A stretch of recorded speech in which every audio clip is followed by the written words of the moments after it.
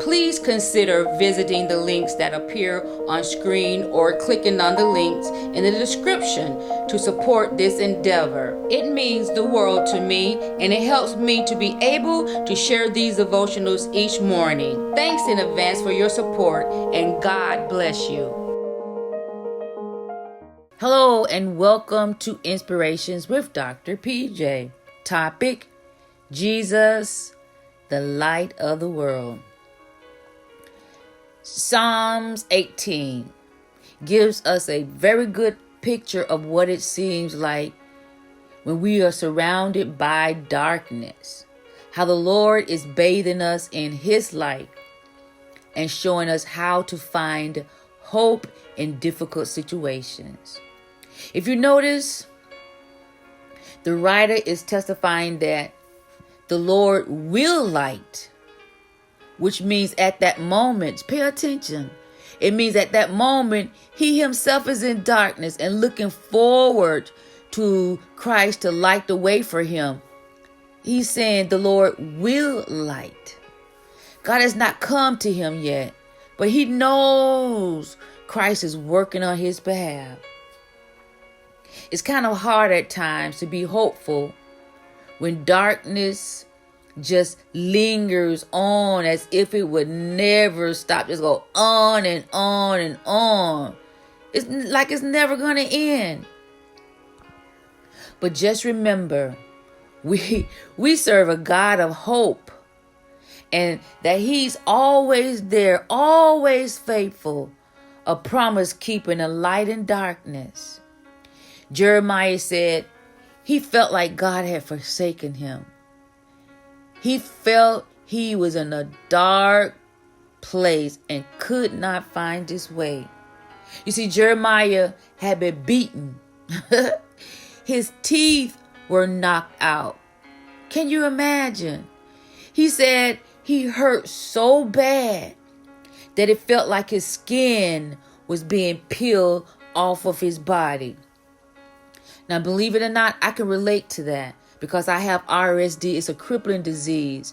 And at times when the disease comes out of remission, it feels just like someone has a knife peeling the skin off of my body. There's no medication. You just have to sit there and depend on the Lord for strength to get through that. But then he began to remember the goodness of God.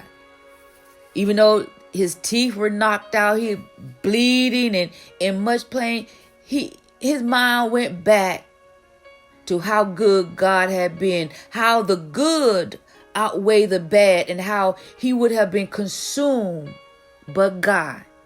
He's saying, I know I'm beaten, I know I'm hurting, but I could have been dead. God stepped in. He wouldn't let him kill me. My good outweigh my bad. If you're feeling you are at a river and you cannot cross, or a mountain you cannot climb, Jeremiah is saying, don't give up by dwelling on your situation, but instead hold on to God's unchanging hand, trusting and believing as you move forward.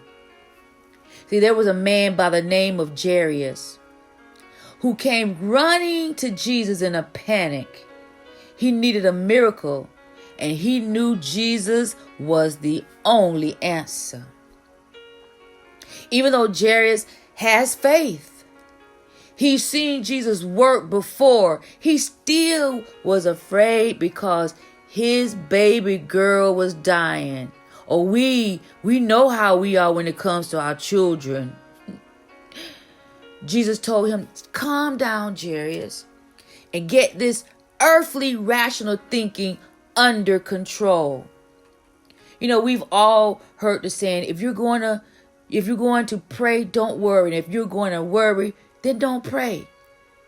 You see, for a moment, Jairus was surrounded by darkness, and he was dependent on Christ, nobody but Christ, to give him some light. What are you worrying about today? with your earthly rational thinking. But then ask yourself this question: what does God say? What does He have to say about it? Or have you even asked Him? Perhaps that's why you're still in darkness about that situation. And that He's saying to trust Him and to pray for His light. Stop struggling to see His ways and wisdom in a situation, because we can never, ever, ever know or even think on the same level, nowhere near the level of Christ. Lamentations 3:22 tells us of a circle, a ring around us of God's love and His mercies that's triggered by sunrise. God gives us visual reminders, but we tend to be a people of forgetfulness, a people of worry.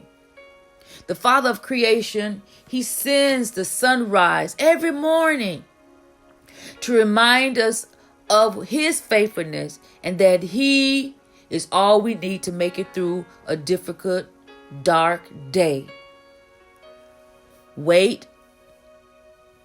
Just stop and look over your shoulder. Can you see the light? Do you see the light? Dear Lord of Lords, King of Kings, and God in the darkness who brings light. Today, we bring to you our issues, our situations, our darkest moments, and we lay them at your feet. We're just like Jairus. We've seen you work before.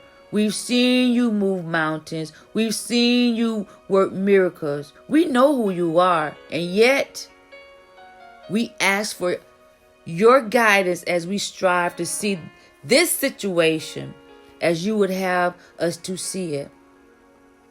We know you're a heart fixer, a mind regulator, way maker, and light in darkness, and that we can trust you. We can trust that you are turning things around for our good. But in our human and our frail state of mind, Lord, being transparent today, we are still feeling like it's a dark place to be in right now. We are praying today that you yourself will shine the light from heaven, shine it on our situation.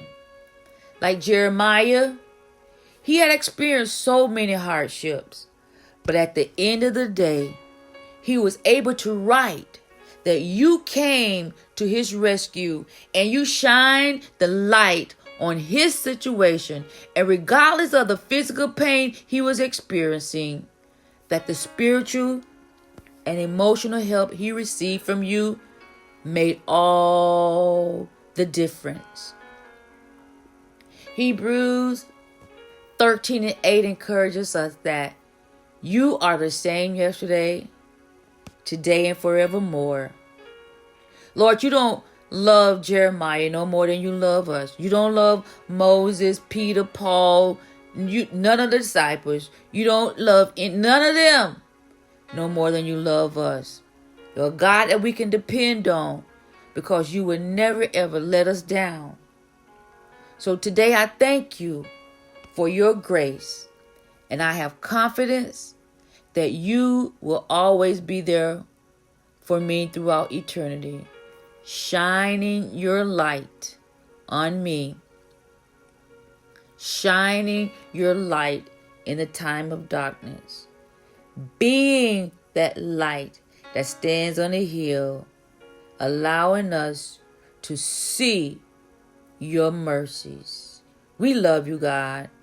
We appreciate you. We magnify your name. For Jesus, you are the light of the world. Amen and amen.